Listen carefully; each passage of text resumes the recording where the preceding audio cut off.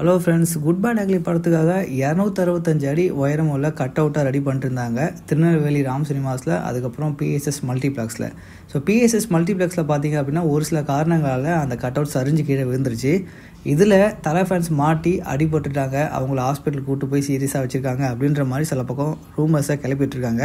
ஆனால் வீடியோவை பார்த்தீங்க அப்படின்னா அந்த வீடியோவில் யாருமே இருக்க மாட்டாங்க. அந்த கட் அவுட் வந்து சரிஞ்சு விழுறது மட்டும் நீங்கள் பார்க்கலாம். நல்லபடியாக பூச்செல்லாம் போட்டு தான் ஆரம்பித்தாங்க. ஆனால் ஒரு சில காரணங்களால் அது சரிஞ்சு விழுந்துருச்சு. இதில் யாருக்கும் அடிபடலை. எந்த ரூமர்ஸையும் நம்ப வேணாம் அப்படின்றத திரும்பவும் நான் இங்கே பதிவு பண்ணிக்கிறேன்.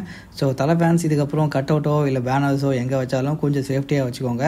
தலையை பொறுத்த வரைக்கும் ஃபேன்ஸ் ரொம்ப சேஃப்டியாக இருக்கணும் அப்படின்றதுல அவர் 100% உறுதியாக இருப்பார். ஸோ இந்த விஷயம் தலை காதுக்கு போகும்போது கண்டிப்பாக அவர் வருத்தப்படுவார். எனக்கு தெரிஞ்சு ஒரு நோட் அவர் வந்து ரிலீஸ் பண்ண வாய்ப்பு இருக்குது. ஸோ வெயிட் பண்ணி பார்க்கலாம்.